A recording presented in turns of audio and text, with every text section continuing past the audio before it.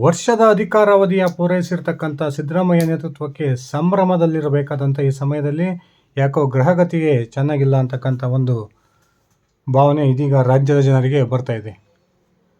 ವಾಲ್ಮೀಕಿ ನಿಗಮದ ಅಕ್ರಮ ಹಣ ವರ್ಗಾವಣೆಯ ಒಂದು ಮೊದಲ ವಿಕೆಟ್ ಪತನದ ನಂತರ ಇದೀಗ ಅದೇ ವಿಚಾರಕ್ಕೆ ಸಂಬಂಧಪಟ್ಟಂತೆ ಕಾಂಗ್ರೆಸ್ನ ಮತ್ತೆರಡು ವಿಕೆಟ್ಗಳು ಬೀಳ್ತವೆ ಅಂತಕ್ಕಂಥ ಒಂದು ಸ್ಪಷ್ಟವಾದ ಸೂಚನೆಗಳು ಇದೀಗ ಸಿಗ್ತಾ ಇದ್ದಾವೆ.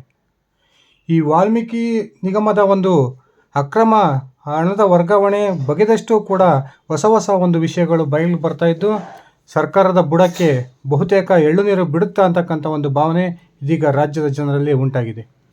ಯಾವಾಗ ಈ ಒಂದು ಹಗರಣಕ್ಕೆ ಸಂಬಂಧಪಟ್ಟಂತೆ CBI ಎಂಟ್ರಿ ಆಗುತ್ತೆ ಅಂತಕ್ಕಂಥ ಮಾಹಿತಿಗಳನ್ನು ಪಡೆದರೋ ಆ ತಕ್ಷಣವೇ ರಾಜ್ಯದ ಪ್ರಭಾವಿ ಸಚಿವರಾಗಿದ್ದಂತಹ ಬಿ ನಾಗೇಂದ್ರ ತಮ್ಮ ಸ್ಥಾನಕ್ಕೆ ರಾಜೀನಾಮೆಯನ್ನು ಕೊಡೋದ್ರ ಮೂಲಕ ಈ ಹಗರಣಕ್ಕೆ ಒಂದು ಫುಲ್ ಸ್ಟಾಪ್ ಇಡತಕ್ಕಂಥ ಪ್ರಯತ್ನಕ್ಕೆ ಕೈ ಹಾಕಿದರು.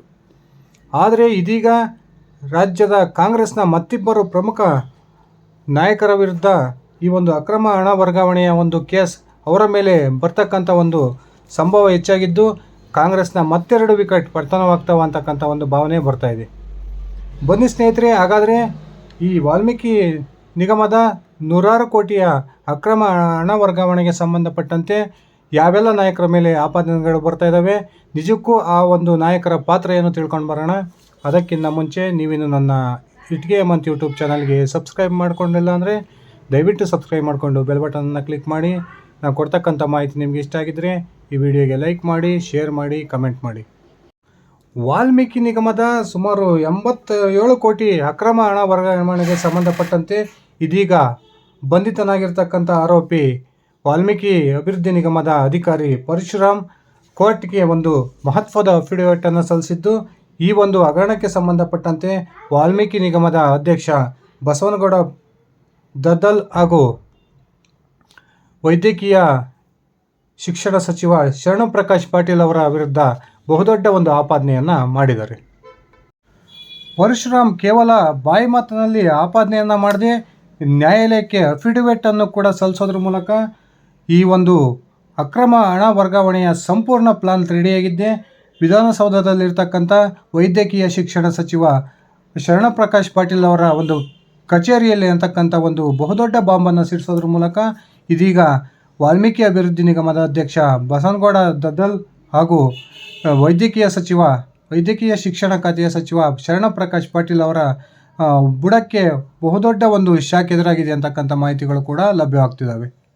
ಈ ಪರಶುರಾಮ್ ಕೋರ್ಟ್ಗೆ ಸಲ್ಲಿಸಿರ್ತಕ್ಕಂಥ ಅಫಿಡವಿಟ್ನಲ್ಲಿ ಅತ್ಯಂತ ಮಹತ್ವವಾದ ಒಂದು ವಿಷಯಗಳನ್ನು ಪ್ರಸ್ತಾಪ ಮಾಡೋದ್ರ ಮೂಲಕ ಕಾಂಗ್ರೆಸ್ನ ಪ್ರಮುಖ ಇಬ್ಬರು ನಾಯಕರಿಗೆ ಇದೀಗ ಟೆನ್ಷನನ್ನು ತಂದಿಟ್ಟಿದ್ದಾರೆ ಅಂತಲೇ ಹೇಳ್ಬೋದು. ಕೋರ್ಟ್ಗೆ ತಾನು ಸಲ್ಲಿಸಿರ್ತಕ್ಕಂಥ ಅಫಿಡವಿಟ್ನಲ್ಲಿ ನನ್ನ ಹಾಗೂ ದದ್ದಲ್ ನಡುವೆ ನಡೆದಿರ್ತಕ್ಕಂಥ ವಾಟ್ಸಪ್ ಸಂಭಾಷಣೆಯ ಒಂದು ಚಾಟನ್ನು ನೀವು ಸೇವ್ ಮಾಡಬೇಕು. ಅದೇ ರೀತಿ ನಾನು ಶರಣಪ್ರಕಾಶ್ ಪಾಟೀಲ್ ಅವರ ಒಂದು ವಿಧಾನಸೌಧದ ಕಚೇರಿಯಲ್ಲಿ ಏನು ನಮ್ಮ ಹಾಗೂ ಬಸವನಗೌಡ ದದ್ದಲ್ ಅವರ ನಡುವೆ ಸಭೆ ನಡೆದಿತ್ತು, ಅದರ CC ಕ್ಯಾಮ್ರಾದ ಫುಟೇಜ್ಗಳನ್ನು SIT ಅವರೇ ನಾಶ ಮಾಡ್ಬೋದು. ಆ ಕಾರಣಕ್ಕೆ ಕೋರ್ಟ್ ಮಧ್ಯಪ್ರವೇಶ ಮಾಡಿ ಆ ಎಲ್ಲ ದಾಖಲೆಗಳನ್ನು ಸೇವ್ ಮಾಡಬೇಕು ಅಂತಕ್ಕಂಥ ಮನವಿಯನ್ನು ಮಾಡೋದ್ರ ಮೂಲಕ ಇದೀಗ ಕಾಂಗ್ರೆಸ್ಗೆ ಬಹುದೊಡ್ಡ ತಲೆನೋವನ್ನು ತಂದಿಟ್ಟಿದ್ದಾರೆ. ವಾಲ್ಮೀಕಿ ನಿಗಮಕ್ಕೂ ವೈದ್ಯಕೀಯ ಶಿಕ್ಷಣ ಸಚಿವ ಶರಣಪ್ರಕಾಶ್ ಪಾಟೀಲ್ ಅವ್ರಿಗೂ ಯಾವುದೇ ರೀತಿಯ ಸಂಬಂಧ ಇಲ್ಲದೇ ಇದ್ದರೂ ಕೂಡ ಶರಣಪ್ರಕಾಶ್ ಪಾಟೀಲ್ ಅವರ ವಿಧಾನಸೌಧದ ಕಚೇರಿಯಲ್ಲಿಯೇ ಈ ಅಕ್ರಮ ಹಣ ವರ್ಗಾವಣೆಯ ಒಂದು ಮೀಟಿಂಗ್ ಯಾಕೆ ನಡೀತು ಅಂತಕ್ಕಂಥದ್ದು ಬಹುದೊಡ್ಡ ಪ್ರಶ್ನೆಯಾಗಿದೆ. ಇದಕ್ಕೆ ಸಂಬಂಧಪಟ್ಟಂತೆ ಮಾಧ್ಯಮಗಳಿಗೆ ಶರಣಪ್ರಕಾಶ್ ಪಾಟೀಲ್ ಅವರು ಈಗಾಗಲೇ ಸ್ಪಷ್ಟನೆಯನ್ನು ಕೊಟ್ಟಿದ್ದಾರೆ. ನನ್ನ ಒಂದು ವಿಧಾನಸೌಧದಲ್ಲಿ ಇರತಕ್ಕಂಥ ಕಚೇರಿ ಸಾರ್ವಜನಿಕರಿಗೆ ಪ್ರವೇಶಕ್ಕೆ ಯಾವಾಗಲೂ ಕೂಡ ಮುಕ್ತವಾಗಿರುತ್ತೆ. ನಾನು ಇಲ್ಲದಂತಹ ಸಮಯದಲ್ಲಿ ಈ ಒಂದು ಮೀಟಿಂಗ್ ನಡೆದಿರ್ಬೋದು ಅಂತಕ್ಕಂಥ ಒಂದು ಮಾತನ್ನು ಹೇಳೋದಷ್ಟೇ ಅಲ್ಲದೆ ಅಲ್ಲಿರ್ತಕ್ಕಂಥ CCTV ಫುಟೇಜ್ಗಳನ್ನು ಬೇಕಾದ್ರೆ ಪರಿಶೀಲನೆ ಮಾಡಿರಿ, ಆ ಒಂದು ಸಭೆಯ ಸಂದರ್ಭದಲ್ಲಿ ನಾನು ಇರಲಿಲ್ಲ ಅಂತಕ್ಕಂಥ ಸ್ಪಷ್ಟನೆಯನ್ನು ಕೊಟ್ಟಿದ್ದಾರೆ. ಆದರೂ ಕೂಡ ಈ ಶರಣಪ್ರಕಾಶ್ ಪಾಟೀಲ್ ಅವರ ಮೇಲೆ ಬಹುತೇಕ ಈ ಹಗರಣದ ಒಂದು ಕರಿನೆರಳು ಬೀಳುತ್ತೆ ಅಂತಕ್ಕಂಥ ಒಂದು ಮಾತುಗಳು ಕೂಡ ಕೇಳಿ ಬರ್ತಾ ಇದ್ದಾವೆ. ವಾಲ್ಮೀಕಿ ನಿಗಮಕ್ಕೆ ಸಂಬಂಧ ಪಡೆದೇ ಇರತಕ್ಕಂಥ ಶರಣಪ್ರಕಾಶ್ ಪಾಟೀಲ್ ಅವರ ಕಚೇರಿಯಲ್ಲಿಯೇ ಯಾಕೆ ಈ ಮೀಟಿಂಗ್ ನಡೀತು ಅಂತಕ್ಕಂಥದ್ದು ಈಗ ಬಹುದೊಡ್ಡ ಪ್ರಶ್ನೆಯಾಗಿದೆ. ಅದಷ್ಟೇ ಅಲ್ಲದೆ ರಾಯಚೂರು ಗ್ರಾಮೀಣದ ಶಾಸಕರು ಹಾಗೂ ವಾಲ್ಮೀಕಿ ಅಭಿವೃದ್ಧಿ ನಿಗಮದ ಅಧ್ಯಕ್ಷನೂ ಆಗಿರ್ತಕ್ಕಂಥ ಬಸವನಗೌಡ ದದ್ದಲ್ ಅವರೇ ಈ ಸಂಪೂರ್ಣ ಒಂದು ಹಗರಣದ ನೇರ ಆರೋಪಿಯಾಗಿದ್ದಾರೆ ಅಂತಕ್ಕಂಥದ್ದು ಈ ಪರಶುರಾಮ್ ಮಾಡಿರ್ತಕ್ಕಂಥ ಬಹುದೊಡ್ಡ ಆರೋಪ. ಈಗಾಗಲೇ ಈ ಒಂದು ವಿಚಾರಕ್ಕೆ ಸಂಬಂಧಪಟ್ಟಂತೆ ರಾಜ್ಯದ ಪ್ರತಿಪಕ್ಷಗಳು ಶರಣಪ್ರಕಾಶ್ ಪಾಟೀಲ್, ಬಸವನಗೌಡ ದದ್ದಲ್ ಹಾಗೂ ಮುಖ್ಯಮಂತ್ರಿ ಹಾಗೂ ಉಪಮುಖ್ಯಮಂತ್ರಿಗಳ ರಾಜೀನಾಮೆಯಕ್ಕೆ ಒತ್ತಾಯ ಮಾಡ್ತಿರ್ತಕ್ಕಂಥದ್ದು ನಮಗೆಲ್ಲ ಗೊತ್ತೇ ಇದೆ. ಸ್ನೇಹಿತರೆ, ಈ ಹಗರಣ ಹೊರಬಂದ ಸುಮಾರು 1 ವಾರ 10 ದಿವಸಗಳ ನಂತರ ಈ ಏನು ಬಿ ನಾಗೇಂದ್ರ ಅವರ ರಾಜೀನಾಮೆಯನ್ನು ಕೊಟ್ಟಿದ್ದರು. ನಾಗೇಂದ್ರ ಅವರ ರಾಜೀನಾಮೆಯ ನಂತರ ಈ ಒಂದು ಹಗರಣ ಬಹುದೊಡ್ಡ ತಿರುವನ್ನು ತೆಗೆದುಕೊಂಡಿದ್ದು, ಇವತ್ತು ಈ ಒಂದು ಹಗರಣಕ್ಕೆ ಸ್ಫೋಟಕ ಒಂದು ಬೆಳವಣಿಗೆ ಆಗ್ತಾ ಇದೆ ಅಂತಲೇ ಹೇಳ್ಬೋದು. ಒಂದು ವೇಳೆ ಈ ಹಗರಣಕ್ಕೆ ಸಂಬಂಧಪಟ್ಟಂತೆ CBI ಏನಾದರೂ ರಾಜ್ಯಕ್ಕೆ ಎಂಟ್ರಿ ಕೊಟ್ಟಿದ್ದೇ ಆದರೆ ಇನ್ನೂ ಯಾವೆಲ್ಲ ಹೆಸರುಗಳು ಹೊರಗೆ ಬರ್ಬೋದು ಅಂತಕ್ಕಂಥದ್ದು ಅತ್ಯಂತ ಆಶ್ಚರ್ಯಕರ ಪ್ರಶ್ನೆಯಾಗಿದೆ.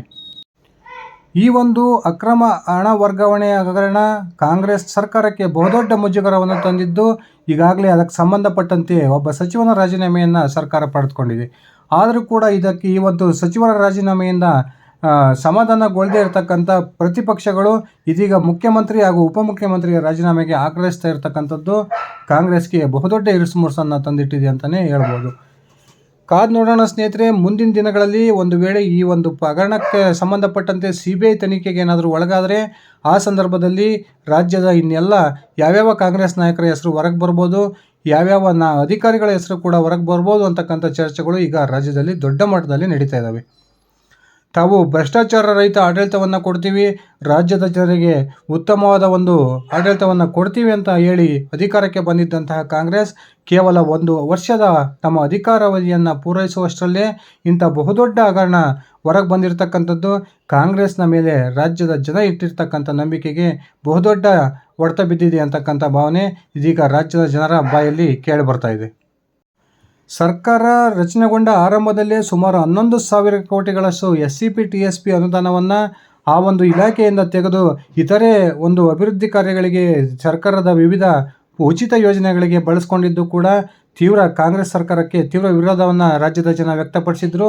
ಇದೀಗ ಮತ್ತೊಂದು ST ನಿಗಮದ ಈ ಒಂದು ಬಹುದೊಡ್ಡ ಹಗರಣ ಹೊರಗೆ ಬಂದಿರೋದ್ರಿಂದ ಬಹುತೇಕ ರಾಜ್ಯದ ಕಾಂಗ್ರೆಸ್ ಸರ್ಕಾರ ಜನರ ವಿಶ್ವಾಸವನ್ನು ಕಳೆದುಕೊಳ್ಳೋ ಹತ್ರ ದವಪಗಾಲಕ್ಕಿದೆ ಅಂತಲೇ ಹೇಳ್ಬೋದು.